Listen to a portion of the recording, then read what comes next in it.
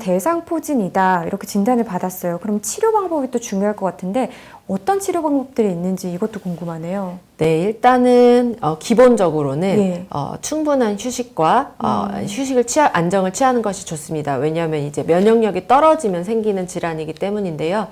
그것과 똑같이 이제 더 중요한 것은 대상포진은 초기에 적극적인 치료를 해야 할 필요가 있습니다. 대상포진 치료 사실 골든타임이 있습니다. 72시간, 예. 3일 이내에 병원에 내원을 하셔서 항바이러스제와 함께 다른 약물 치료를 병행하고 또 신경 치료를 같이 시행하는 것이 좋고요. 이 모든 치료를 할 때에는 말씀드린 대로 충분한 휴식과 안정을 같이 취해주는 게 좋습니다. 일단은 뿐만 아니라 면역력 강화를 위해서 혈액순환제라던가 비타민제 같은 것도 이제 같이 이제 사용을 하면 더 좋을 수 있습니다. 유달리 통증이 심해서 좀 참기 힘든 경우다. 이러면 신경치료에 조금 더 집중을 해야 하는 건가요? 네, 그렇습니다. 이제 아까 말씀드렸듯이 마약성 진통제까지 써야 하는 분들도 있고요. 이제 약물만으로는 예. 이제 통증 조절이 잘 안 되시는 분들이 있습니다. 그렇기 때문에 이제 신경치료를 같이 병행을 하게 되는데요. 보통 신경치료는 이제 여러 가지 종류가 있는데, 환자분의 상태에 따라서 물론 이제 어떤 것을 해야 될지 결정을 하게 되지만, 보통은 이제 신경 말초 치료라든지, 아니면 신경 뿌리 치료, 또 이제 경막 외강 신경 치료라든지 아니면 이제 고주파열 응고술 이렇게 다양한 치료 방법들 중에서 이제 하나를 선택해서 하게 됩니다. 전부 다 신경을 투시하는 시암이라는 장비를 이용해서 신경이 나오는 위치라든지 구멍을 확인해서 치료를 하게 되는 거고요. 환자분의 증상에 따라서 단계별로 치료를 시행하게 됩니다. 근데 이렇게 대상포진을 한번 앓고 나면은 또 다음에 면역력이 또 떨어질 수도 있잖아요. 관리를 잘 하지 못한다면요. 이런 경우도 재발을 할 수도 있겠네요. 네, 대상포진 재발에 대한 그런 연구 보고에 따르면 예. 사실 재발은 1000명당 한두 명 정도로 아주 낮다고 할 수 있겠습니다. 네, 거의 재발을 하지 않는다고 할 수 있는데요.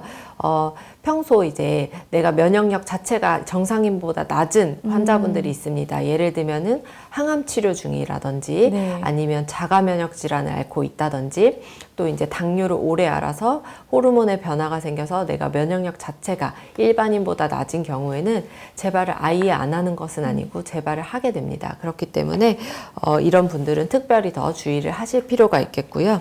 혹시 이제 대상포진을 앓았던 환자분들 중에 다시 그 부위로 통증이 와서 나 다시 재발을 한 게 아닌가라고 이제 걱정을 하시는 분들이 있는데, 이런 경우에는 사실 대상포진이 재발한 경우보다는 대상포진 후 신경통으로 만성통증으로 이행을 한 경우가 더 많기 때문에 병원에 내원하셔서 검사를 받으시고 정확하게 진단을 받고 그에 대한 치료를 받으시는 것이 좋겠습니다. 네, 지금 말씀하실 때 재발이 아니라 대상포진 후 신경통이 생긴 거다 이런 말씀을 해주셨어요. 그러면 이 대상포진 후에 신경통과 함께 나타날 수 있는 후유증이 있다면 또 어떤 것들이 있을까요?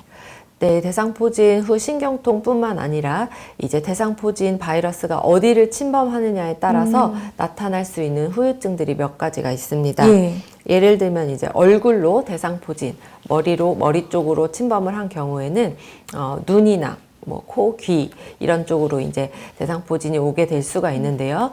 눈 쪽으로 대상포진이 오게 된 경우에는 이제 각막염이라든지 이제 충혈이 된다든지 이런 것뿐만 아니라 심하면 시력 저하가 올 수 있고 시력을 잃게 되는 경우도 있기 때문에 안과를 반드시 같이 내원을 하셔서 치료를 병행해야 될 것 같고요. 예. 또 이제 귀 쪽으로 오게 되는 경우에는 청력 저하뿐만 아니라 이제 이명이라든지 어지럼증이라든지 이런 것들이 올 수 있습니다.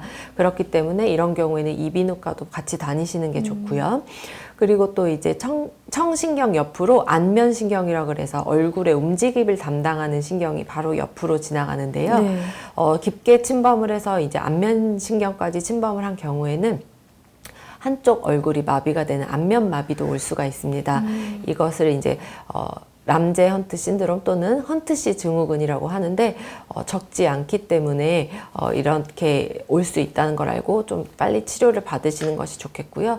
또 이제 가장 안 좋은 경우는 이제 뇌로 침범했을 경우에 뇌수막염까지 와서 네. 사망을 하게 되는 경우도 있기 때문에 빠른 아까부터 계속 강조드리지만 빠른 치료를 받으시는 것이 가장 중요하겠습니다. 그리고 이제 미추나 천추 이쪽으로 오는 경우에는 이제 방광 장애가 생길 수 있는데 대소변 장애라든지 이런 대소변을 보는 때에 조금 이제 불편함을 느끼게 되는 분들도 있어서 알고 계셔야겠습니다. 네, 적절한 때에 적절한 치료를 받아야 되는 거군요. 적절한 진단도 나와야 할 거고요.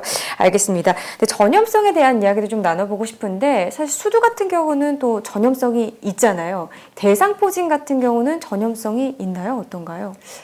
대상포진 자체에 전염성이 있다기보다는 일단 이 대상포진이 수두 바이러스에 의한 것입니다. 그렇기 때문에 이 수두 바이러스는 전염이 있습니다. 전염이 될 수 있고요.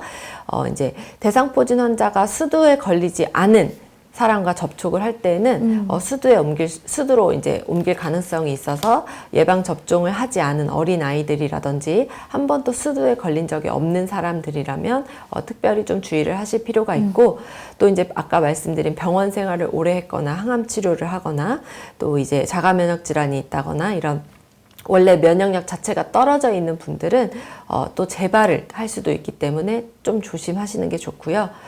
대상포진 환자와 근데 접촉했다고 바로 전염이 되는 경우는 많지 않습니다.